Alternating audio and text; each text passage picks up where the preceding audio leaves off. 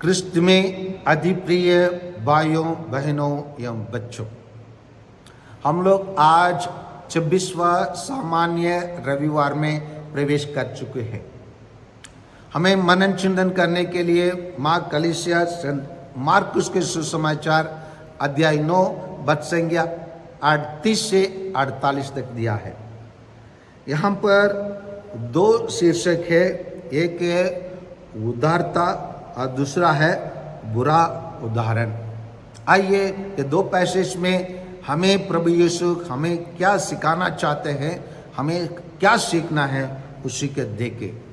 यहाँ 9:38 में कहा जाता है, यूहन्ना ने उनसे कहा, यीशु से कहा, गुरुवर, हमने किसी को आपका नाम लेकर अब दूतों को निकालते देखा और हमने उसे रोकने के चेष्टा की, क्योंकि वो हमारे साथ नहीं चलता।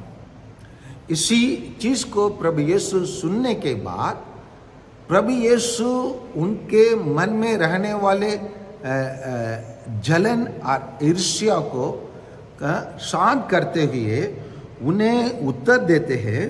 परंतु यीशु ने उत्तर दिया, उसे मत रोको, क्योंकि कोई ऐसा नहीं जो मेरे नाम लेकर चमत्कार दिखाए और बाद में मेरी निंदा करे। जो हमारे विरोध नहीं है, वो हमारे साथ है।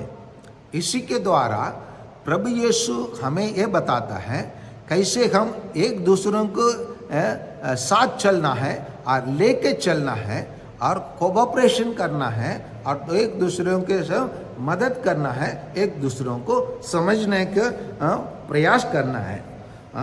और प्रभु यीशु उपहार करने के लिए बताते हैं, जो तुम्हें एक प्याला पानी इसलिए पिलाएगा कि तुम मसीह के शिष्य हो, तो मैं तुम्हें विश्वास दिलाता हूँ कि वह अपने पुरस्कार से वंचित नहीं रहेगा।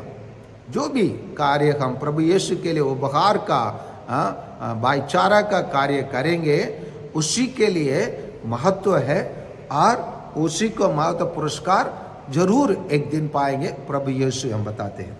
अभी आगे बढ़कर प्रभु यीशु बुरा उदाहरण नहीं देने के लिए एकदम कठोर शब्दों को प्रयोग करते हैं। आइए उसे देखने के लिए हम प्रयास करें। जो इन विश्वास करने वाले नन्हे में किसी एक के लिए भी पाप का कारण बनता है, उसके लिए अच्छा यही होता कि उसके गले में चक्की का पाट बांधा जाता और वह समुद्र में फेंक दिया जाता। हम देखते हैं प्रभु यीशु जो पाप करता है, उसी से ज़्यादा जो पाप करने के लिए, करवाने के लिए कारण बनता है, वही ज़्यादा कुकर्मी है, ज़्यादा पापी है। इसीलिए प्रभु यीशु हमें निंदा करते हैं। हाँ, ये हम लोग सामान्य ये देश के कोई भी देश के कानून में इसको देख सकते हैं। क्रिमिनल लॉ या सिविल लॉ दोनों में कोई भी अगर कोई जमीन को अधिक्रम कर दिया, नहीं तो कोई किसी को मर्डर कर दिया, सबसे पहले कानून पूछता है आप क्यों किया और इसके पीछे और कोई है, इसी को कानून जानने के लिए प्रयास करता है। कानून बताता है कि अगर कोई इसी के पीछे, इसी को करने के लिए जो मुख्य रहता है, उसी को अधिक दंड दिलाता है, क्योंकि वही है एक पाप करने का मुख्य कर्ता। यही चीज को प्रभु यीशु यहाँ बताते हैं।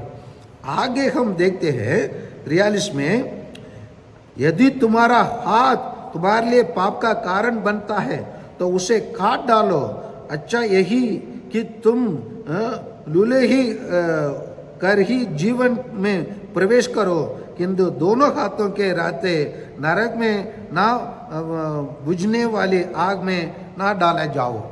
तो यहाँ प्रभु यीशु, तो अगर हमारा शरीर में कोई भी अंग कोई भी पाप करने के लिए कारण बनता है, तो उसी को काट दो। मैं अपने परिवार से मेरे भाइयों में एक भाई का जुआ खेलने का आदत रहा था, तो वो एक गैम्बलिंग में चले जाता था, कहा जाता है रोटरी क्लब, उसमें जाके खेलता था और गैम्बलिंग बहुत करके बहुत पैसा, लाखों पैसा वो उड़ा दिया था। एक दिन मेरे भाभी ने उसी के लिए अच्छे भोजन बनाकर एक टिफ़िन कैरियर में लेके जाकर जिस टेबल पर वो बैठ कर खेल रहा था हम बीच में रख दिया, रख के बोला तुम रोज़ खेलते रहो और मैं तुम्हारे लिए रोज़ खाना बनाकर इधर आकर खिला दूंगा बोल के वहीं पर रख कर वो पीछे मोड़ रही थी। उसी वक्त वहाँ अन्य गैम्बलर लोग जो खेल रहे थे उन लोग उसको समझाने लगे और उन्होंने घर लौट के आया, सीधे किचन में गया जहाँ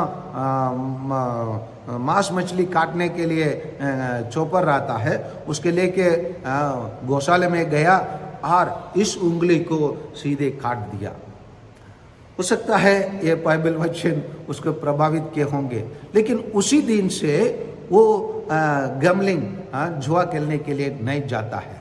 उसका जीवन रूपांतरित हो गया और परिवर्तित हो गया और आज वो एक अच्छे इंसान के समान वो अपने जीवन बिता रहा है।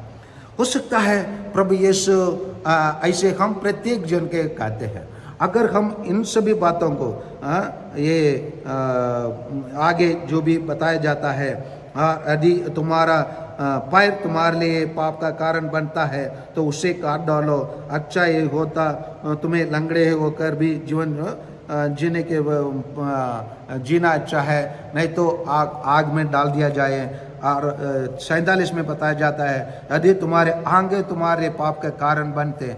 इन सभी तीनों वचनों को अगर हम गंभीर रूप से लिए होते, आप जितने भी ईसाई भाई लोग बहन लोग धरती में जी रहे हैं, मैं कह सकता 99% लोग आजकल विकलांग हो जाते। किसी को कान नहीं होता, किसी को आंख नहीं होते, किसके नाक नहीं होते, किसके जीभ नहीं होते, किसके हाथ नहीं होते, किसका पैर नहीं होते, क्योंकि यही सब चीज़ों से ही तो हम अधिकांश पापों करते। अभी इस चीज़ को हमें कैसे समझना है, प्रभु यीशु क्या बताना चाहता है, इसी को मैं एक कहानी से, एक घटना जो अभी भी होता है, वो उत्तर ध्रुव में, नॉर्दर्न पोल में एस्किमो लोग रहते हैं। ये एस्किमो के लोग ये शेर और लोमड़ी इन सभी चीज़ों को पकड़ने के लिए उन लोग एक तंत्र को प्रयोग करते हैं। उन लोग एक चाकू पर खून, कोई भी जानवर के खून को उसमें उसके चारों ओर रख देते हैं। रखने के बाद उसी को बर्फ़ में रख कर बर्फ़ बनने देते हैं। उसी पर फिर आर ऊपर उसमें खून को लगाकर और आखिरी में ऊपर कच्चा खून को रख के और जहाँ शेर लोमड़ी घूमते हैं वहाँ जाकर रख देते हैं। इसी को खून के सुगंध से और गंध से उन लोग उसके निकट आकर उसको चाटने लगते हैं और इतना चाटते हैं और जब वो जिस चाकू पर वो खून को बर्फ करके रखा गया वो आने तक वो चाकू बहुत शार्प रहता है, तेज रहता है, उसी को ना देकर वो लोग आर चाटने लगते हैं और उसी में उनका एक जीभ कट जाता है। काट के उनका शरीर का खूनी बाहर निकलता है। लेकिन वो लोमड़ी और शेर क्या करते थे, उसी को उन लोग टेस्ट करके अपने शरीर में लेके अपना शरीर का पूरा खून निकल जाता है। अंत में वो शेर और लोमड़ी मर जाते हैं। उसी प्रकार जो पाप करते हैं उन लोग क्या करते हैं, पाप की पश्चाताप ना करके, पाप को परवाह ना करके पाप करते जाकर पाप में डूब जाते हैं। आजकल के दुनिया में अधिकांश लोग पाप के बारे में कोई चिंता नहीं है। आंख बंद कर लोगों के लूटते हैं, आंख बंद कर झूठ बोलते हैं, आंख बंद कर दूसरों के प्रति अत्याचार करते हैं आंख बंद कर कर अपने भाई लोगों और बहन लोगों को नजरअंदाज कर देते हैं और आंख बंद कर जो भी करना है खुले आम में कर कर पापी का जीवन बिताते हैं। और उनको समझाने वाले, उनको सही मार्ग दिखाने वालों को वो लोग बेवकूफ़ समझते हैं। उन लोग कहते हैं आप जीना नहीं जानते हैं, जीवन के जीने का कला नहीं सिखाए बोलकर उन लोग जो पाप नहीं करते हैं उनको मजाक उड़ाते हैं और उनको विरोध बात करते हैं, ये कैसे जी पाएंगे। और इन लोग सच्चाई बोलना और सच्चे मार्ग पर चलना उन लोगों के लिए एक क्या सर्कस के समान हो जाता है और मजाक का चीज बन जाता है। और इसीलिए प्रभु यीशु इसी कठोर शब्दों का प्रयोग कर कर बताते हैं, अगर आपके पैर, अगर आपके हाथ, अगर आपके आंख और अगर आपके कोई भी शरीर पाप का कारण बनता है उसको काट लो मतलब उसी चीज को, उसी चीज हाथ का आपका कारण बढ़ता है तो हाथ को आप बांध कर रखे और उसी रास्ता में जहां आप जैसे दारू पट्टी का दुकान के सामने पार होते हो, पार होने के कारण आपको थोड़ा उसी आर जाना पड़ता है। आंख बंद कर कर जैसे घोड़े में लगान लगाने के बाद वो उधर नहीं देखता है, उसी प्रकार उसी रास्ते से आंख बंद करके चले जाओ क्योंकि दूसरे कोई रास्ता नहीं है, वही रास्ता पर ही होकर जाना पड़ता है। तो आंख बंद कर या थोड़े से नीचे झुक कर आप पार करके चले जाओ। और इसी प्रकार हमको अलग अलग काम करने के लिए किस तरीका से पाप से बचना है उसके लिए प्रभु यीशु बताता है, निर्णय लेने के लिए हमें बताता है। निर्णय लेने के लिए बताते हैं प्रभु यीशु कि आप निर्णय आज लो, आपको क्या करना है, मेरे शिष्य बनना है और दुनिया के अनुकूल जीना है। प्रभु यीशु इसीलिए हमें चुनाव देते हुए बताते हैं, आप क्या बनना चाहते हैं, मेरे शिष्य बनना है और दुनिया के अनुसार जीना है। दुनिया के अनुसार जीते रहेंगे तो हम पापमय जीवन में जीते रहेंगे। इसीलिए रोमियो का लिखा हुआ पत्र अध्याय 12:2 में प्रभु यीशु सेंट पौलुस के द्वारा कहते हैं, आप इस संसार को अनुकूल ना बने बल्कि सब कुछ नए दृष्टि से देखे और अपना स्वभाव बदले। और इस प्रकार आप जान जाएंगे कि ईश्वर क्या चाहता है और उसकी दृष्टि में क्या भला, सुग्रही तथा सर्वोत्तम है। इसलिए वही चीज को हमको आज करना है। आज हमको दुनिया के अनुकूल नहीं, दुनिया के बहुत सारे चीज, आज हम लोग बहुत कंज्यूमरिस्टिक बन गए, उपभोक्ता बन गए।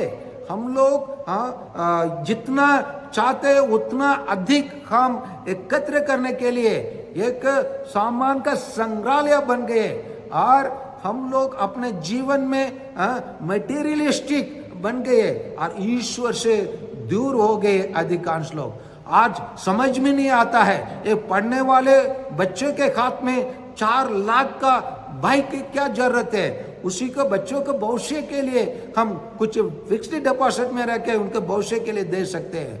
और हम उस 4 बाइक के बदले 1 बाइक के बदले 4 बाइक हम खरीद कर 3 को हम तोहफा में दे सकते हैं, ये और दूसरों को दान दे सकते हैं, ये को अपने लिए रख सकते हैं। बहुत सारे अच्छे परोपकारी के कार्य, उदारता का कार्य करने के लिए अवसर मिलता है। उन सबको छोड़कर हम अपने आप में सीमित कर रहकर हम बहुत सारे पाप करते हैं।